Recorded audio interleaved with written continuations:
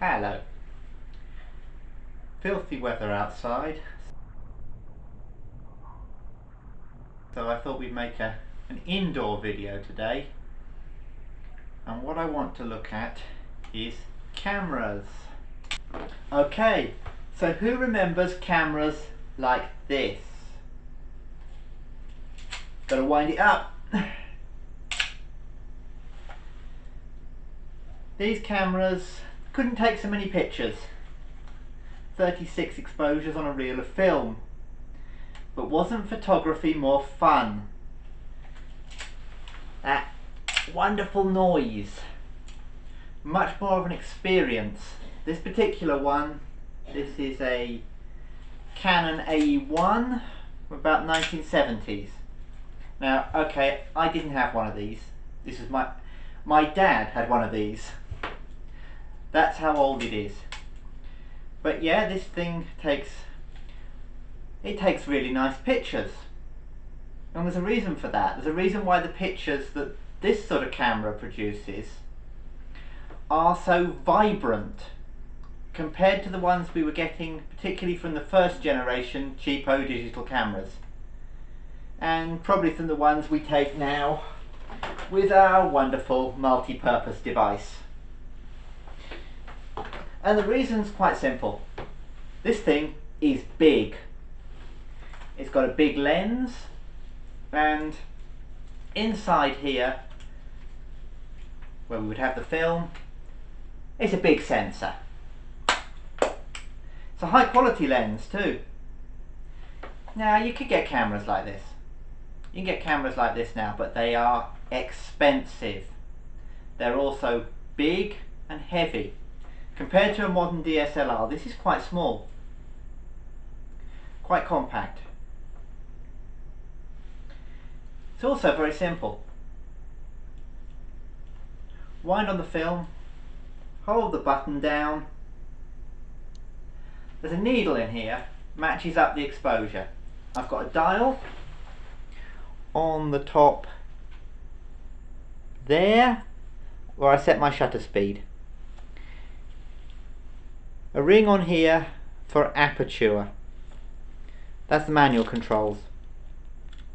There's also an auto setting where it will automatically choose the right aperture for the shutter speed. Very, very simple. And of course this ring, anyone remember that ring? Manual focus. Manual focus simply means that you focus on your subject, not wherever the autofocus thought it was going. So you don't have to think about autofocus modes, you don't have to think about exposure modes. Just pick a shutter speed, pick an aperture that you want. I would generally work backwards actually. Try and pick a shutter speed that gives me the aperture I'm looking for the depth of field. Focus manually. This one has a split image prism inside, so you can see when it's in focus. And squeeze the trigger. That wonderful sound, okay? So photography meant something. The only problem is film. Film, there you go. Film is not dead. Okay, you can still get film, you can still get films processed, but it's getting harder and harder and harder, and it's really expensive.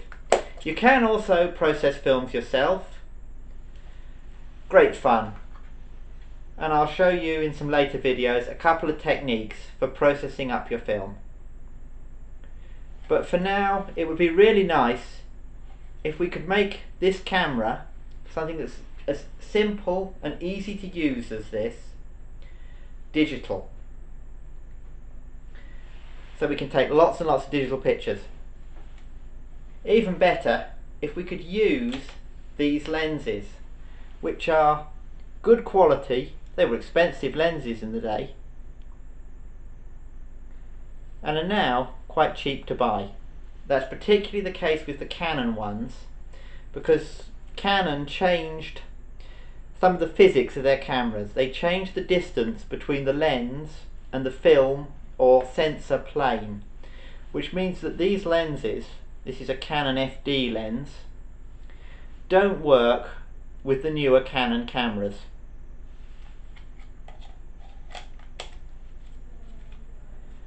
So can we have a digital Canon AE-1? I believe we can, and it's this. Now this is wearing a slightly larger lens, but this is actually also a Canon FD lens. This one's got the constant aperture zoom on it. The AE-1 is wearing a 50mm. If we put the two cameras next to each other, we can see that they are very much the same size.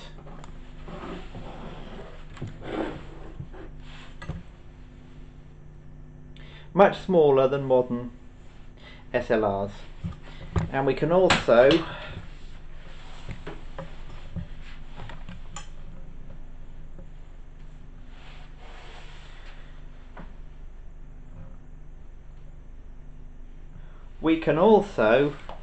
show that we can actually take the lens off of here and off of here,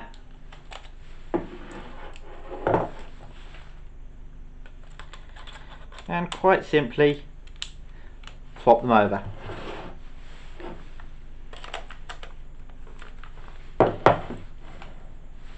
So my digital camera now has the 50mm lens from the AE-1.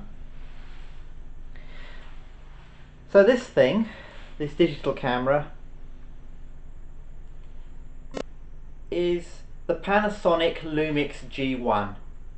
And the great thing about this, been around for about 10 years now, it's really available quite cheap. Because it came with a rather nice lens, a lot of people have just upgraded and left the G1 bodies. So really both the G1 body and our Canon FD lens have both been orphaned by technology. The only other thing we need, this thing here, is an aftermarket adapter. You can pick these up, Amazon and eBay, which slots into the G1. G1 is a mirrorless camera, so although it's very like an SLR, like the AE-1 to handle, it uses a completely different system. The sensor here picks up the information, and there's like a tiny LCD viewfinder on the back.